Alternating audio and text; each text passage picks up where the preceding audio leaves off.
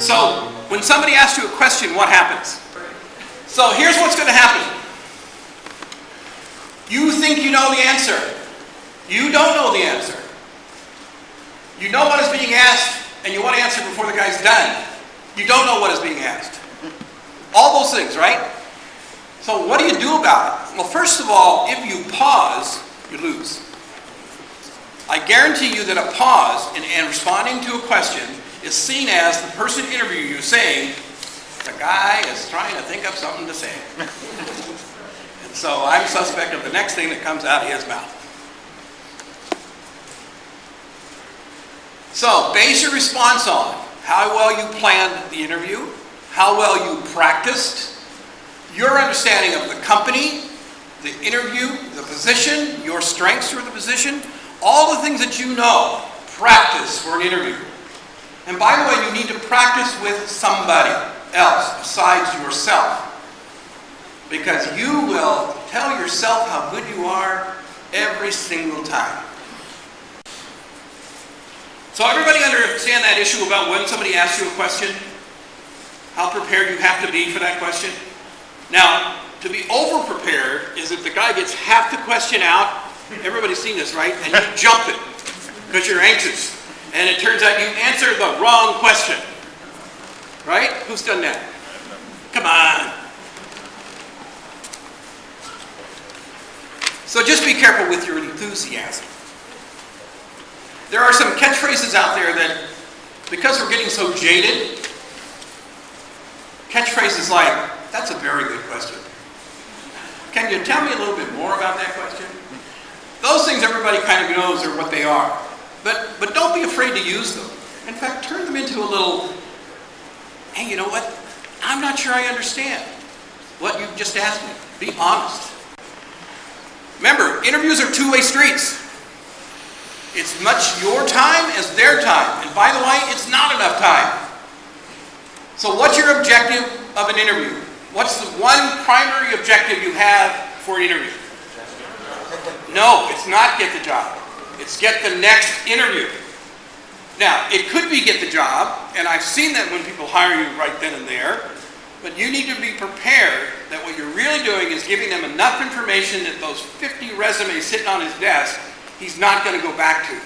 And the next thing he's going to do is walk down to his boss and say, I got a great candidate I want you to talk to. That's what you need to do. Get the guy to pull you in. By the way, how do you end an interview? Running outside the room screaming and saying, I don't want to work here, it doesn't work. Think about it. Unless it's an HR person, the person interviewing you is not a professional interviewer. He's a department manager, he's a line supervisor, he's an executive, he's a VP, he's a president. He may or may not come into the room knowing what the hell he was trying to accomplish. So you have to help him make that interview successful. One of the ways to do it is how to end it. There's a tell. People give lots of tells. Someone in an interview, I guarantee you that more times than not, the person interviewing you, feeling compelled to listen to you, is going to be thinking, how do I get this guy to go home? How do I end this interview, right? So the minute you see those tells, maybe he looks at the clock, maybe he checks his watch, maybe he jiggles his keys, maybe, there are tells all over the place.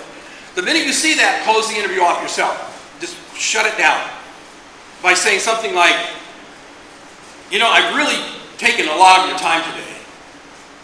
I really don't want to take too much. I really want to make sure that I've given you my information. And now what has happened? All of a sudden the roles are reversed. The guy is no longer trying to figure out how to get you out of his office. He's now saying, oh crap, have I got all my questions answered? Wait, I can't let this guy go. But you re-energize his desire to talk to you. Help him end the interview.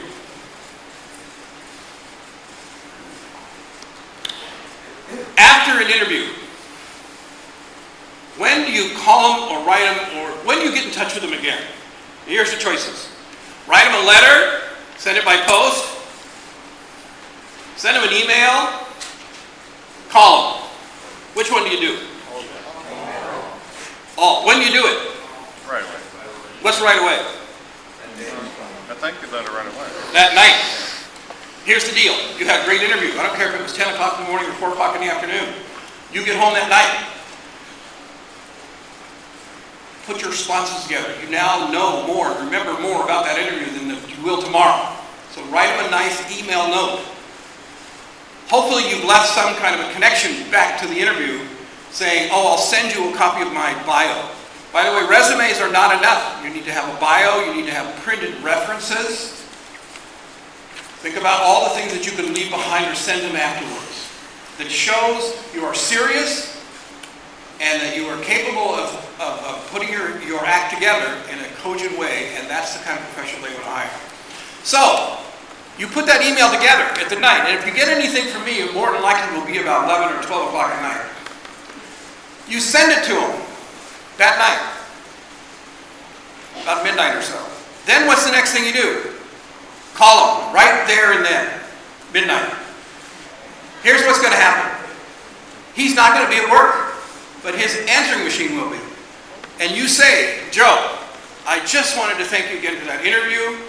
By the way, when you look at your emails today, you'll find that document that I said I would send you. Click. Now you can go to bed. So in the morning, in comes Joe. After he gets his coffee, what's the next thing he does? He checks his messages. You are now the first thing on his agenda. Now, it has happened that you call him at 11 o'clock at night and the guy answers the phone.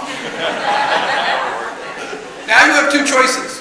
You decide you don't want to work for somebody who's working at 11 o'clock at night and you hang up. Or you make a joke out of it. Hey, I was trying to leave you a message. What are you doing at work? I've seen lots of guys establish that personal bond. He said, and the guy would say, well, why did you call now? He says, because all I wanted to do was leave you a message. I didn't want to trouble you with a phone call. Here's my summary. There's no rocket science in recruiting or candidates or interviewing. It is basic human interchange. It's never enough time, and you need to be over-prepared. And you need to be passionate. Because the guy is saying, do I really want this person working for me? Have a plan. What do you think Babe Ruth thought every time he got off the bat? I'm gonna bunt. No. I'm gonna hit a home run. Now, did he hit a home run every time? No. But he hit a lot of them. So, aim for the fence. You want the job, sincerely, passionately, and here's why. Be proactive about yourself. Follow up on the interview. Call them at 11 o'clock that night. Send them an email. Send them whatever document that you said you'd send them. And don't forget the elevator rule. Less than 2 minutes. Every answer should be less than 2 minutes. If you find yourself taking several breaths and giving an answer, you're taking too long. Practice, make it short, crisp, and to the point. And remember, you're not giving him the answer. You're saying what you think they need to hear or what they are looking for. Always look at the question from the other person's point of view. I once saw a guy lose a job. He showed up, everything went great in the interview. The guy got up and said, listen, I want to introduce you to somebody down the hall. Do you have a few more minutes? And the guy said, well, no, I have to go. I've got another meeting. And he left. What he didn't know was the fellow was about to hire him and was walking him down to the president's office to introduce him. He did not get that job. So show up early so that you have a few minutes in the parking lot to put yourself in a calm order. And be prepared to stay as long as it takes, or as long until you want to let them go.